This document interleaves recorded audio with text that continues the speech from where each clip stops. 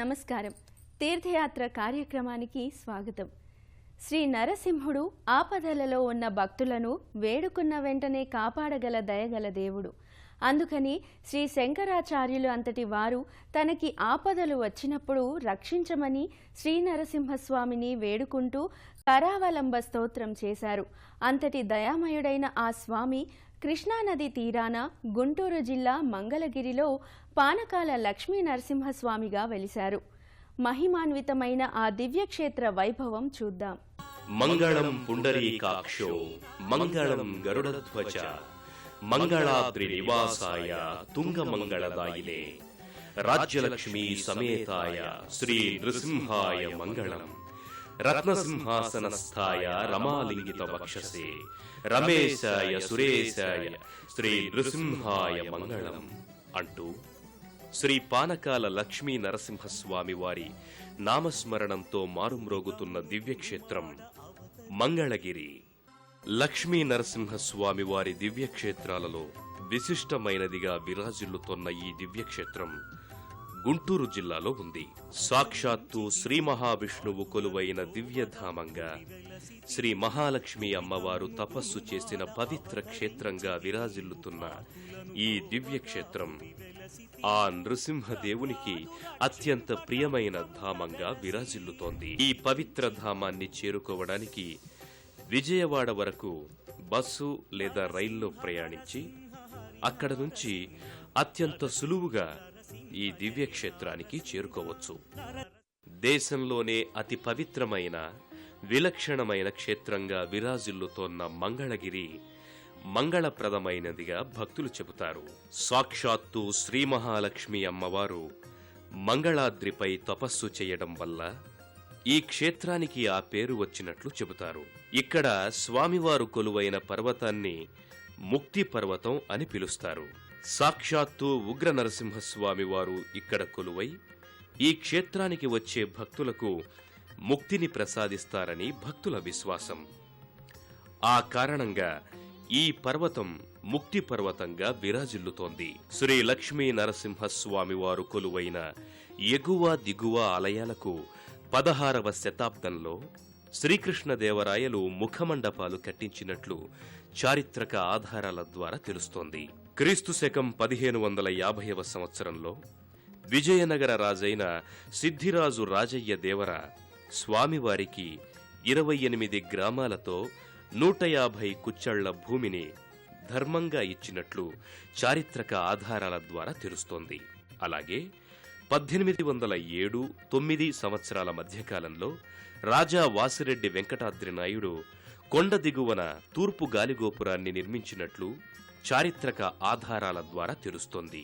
ప్రశాంతమైన వాతావరణంలో ప్రకృతి అందాలను మనోహరంగా ప్రతిబింబించే ఈ దివ్యక్షేత్రానికి చేరుకున్న భక్తులు ముందుగా పానకాల నరసింహస్వామి వారి దర్శనం కోసం బయలుదేరుతారు.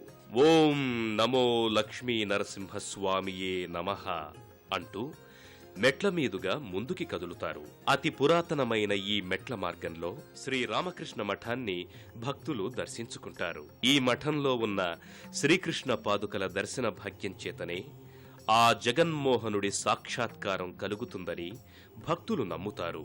స్వామి దర్శనం అనంతరం మెట్ల మీదుగా కొండ పైభాగానికి చేరుకుంటారు.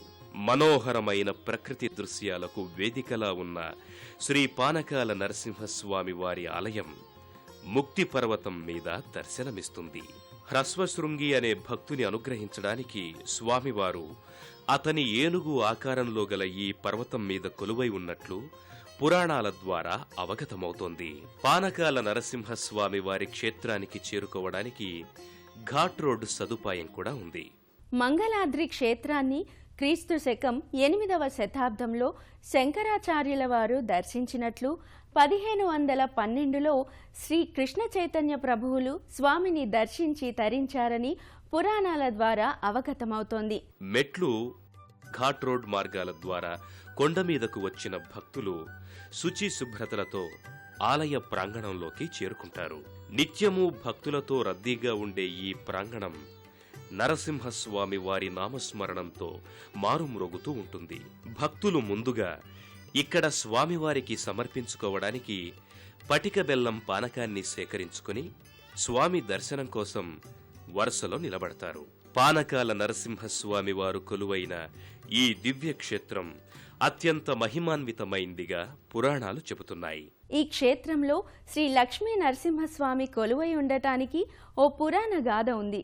పూర్వం నముచి అనే రాక్షసుడు బ్రహ్మచేత వరం పొంది ఇంద్రాది దేవతలను విపరీతంగా వేధించేవాడట. అతని బాధలకు తాళలేని ఇంద్రాది దేవతలు శ్రీ మహావిష్ణువును శరణు కోరగా ఉగ్ర నరసింహావతారంలో నముచిని సంహరించారట. స్వామి ఉగ్రరూపం చూసి వణికిపోయిన దేవతలు స్వామికి పానకం సమర్పించి కోపాన్ని శాంతింపచేశారట. వరసలో నిలబడిన భక్తులు శ్రీ లక్ష్మీ నరసింహస్వామియే నమః అంటూ గర్భాలయానికి ముందు భాగంలో ఉన్న అంతరాలయానికి చేరుకుంటారు. అతి పురాతనమైన ఈ అంతరాలయంలో ఉన్న స్తంభాలు, ప్రాకారాలు అలనాటి కట్టడాలను స్ఫురింపచేస్తాయి.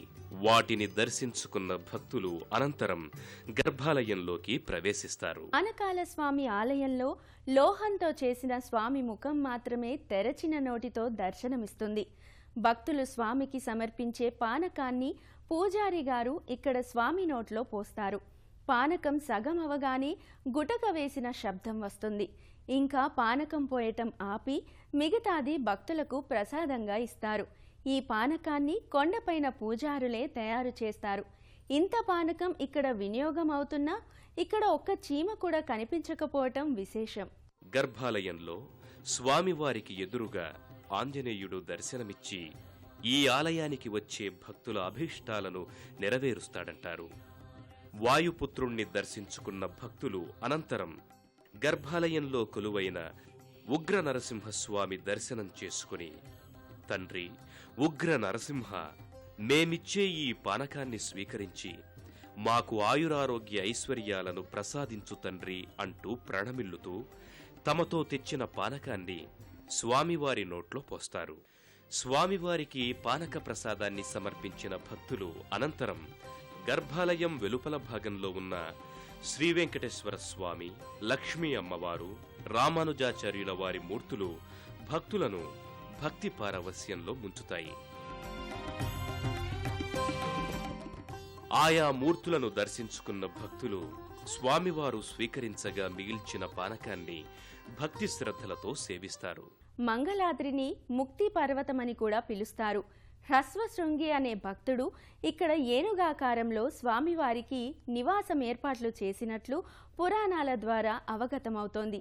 ఈ క్షేత్రానికి క్షేత్రపాలకుడు ఆంజనేయుడు.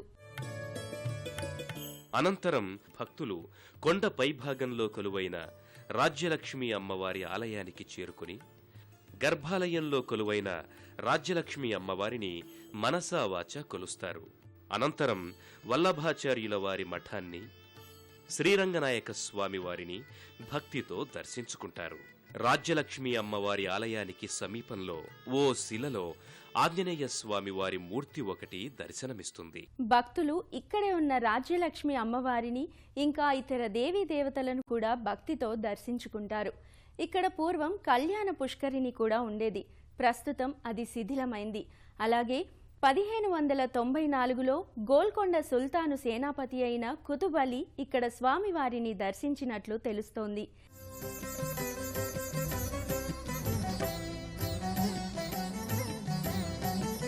అనంతరం భక్తులు స్వామివారు కొలువైన దిగువ సన్నిధికి చేరుకుంటారు.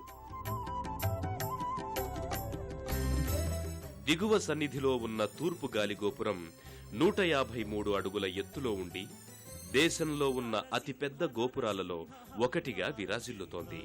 అత్యంత పురాతనమైన ఈ దివ్యాలయంలోకి చేరుకున్న భక్తులకు స్వామివారికి ఎదురుగా గరుడాళ్వార్ దర్శనమిస్తారు. స్వామికి తానెప్పుడూ పాదదాసున్నే అన్నట్టుగా ఉన్న గరుడాళ్వారును దర్శించుకున్న భక్తులు ముఖమండపానికి చేరుకుంటారు. గర్భాలయానికి ముందు జయ విజయుల శిలా విగ్రహాలకు నమస్కరించి భక్తులు గర్భాలయంలోకి చేరుకుంటారు. లక్ష్మీ నరసింహస్వామి వారి నామస్మరణంతో మారుమ్రోగే గర్భాలయంలో ఓ పక్క ఆళ్వారుల సన్నిధి, మరో పక్క శయన మందిరాలు దర్శనమిస్తాయి. ప్రహ్లాదు రక్షింపకంభమున వెలసి హిరణ్య స్వామివారి గర్భాలయానికి ముందు ఉత్సవమూర్తులు దర్శనమిస్తారు. పండుగలు శుభకార్యాలప్పుడు ఈ ఉత్సవమూర్తులే పల్లకి మీద ఊరేగుతారు.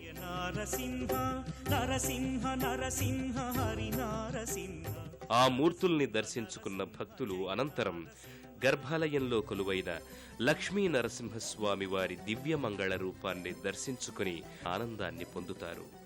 హిందూ ప్రవక్త వల్లభాచార్యుల వారు మంగళాద్రికి నైరుతి భాగాన ఉన్న వటతీర్థమందు తపస్సు చేసి స్వామివారి ఆజ్ఞానుసారం హైందవ సముద్ధర సిద్ధాంతాన్ని ఇక్కడ నుంచే యావత్ భారతదేశానికి వ్యాప్తి చేశారని ప్రతీతి. గర్భాలయంలో స్వామిని దర్శించుకున్న అనంతరం ఇదే ఆలయ ప్రాంగణంలో ఉన్న రాజ్యలక్ష్మి అమ్మవారి ఆలయానికి చేరుకుంటారు. సర్వాలంకార శోభితమైన అమ్మవారి మంగళ రూపాన్ని దర్శించుకుని ఓం రాజ్యలక్ష్మి నమో నమః అంటూ ప్రణమిల్లుతారు. కరుణామయిగా ఖ్యాతికెక్కిన ఆ తల్లి తనను దర్శించుకునే దీనులందరికీ సకలైశ్వర్యాల భాగ్యాన్నిస్తుందని భక్తులు చెబుతారు. మంగళగిరిలో కొలువైన శ్రీ పానకాల లక్ష్మీ నరసింహస్వామి వారి దర్శనం సకల శుభాలకు సంకేతం. పూర్వజన్మల పుణ్యఫలం ప్రాప్తం ఉన్న వారికే ఆ స్వామివారి దర్శనం కలుగుతుందని పురాణాల ద్వారా అవగతమవుతోంది. మంగళగిరిలో కొలువైన శ్రీ పానకాల లక్ష్మీ నరసింహస్వామి వారి లీలలు అనంతమైనవి, అనన్య సామాన్యమైనవి. లక్ష్మీ నరసింహస్వామి భక్తులను అక్కున చేర్చుకునే కరుణామయుడు. ప్రహ్లాద వరదుడిగా, ఉగ్ర నరసింహుడిగా పూజలందుకుంటున్న శ్రీ పానకాల లక్ష్మీ నరసింహస్వామి వారి కరుణా కటాక్ష వీక్షణాలు అందరి మీద ఉండాలని కోరుకుంటూ మరో తీర్థయాత్రలో మళ్లీ కలుసుకుందాం.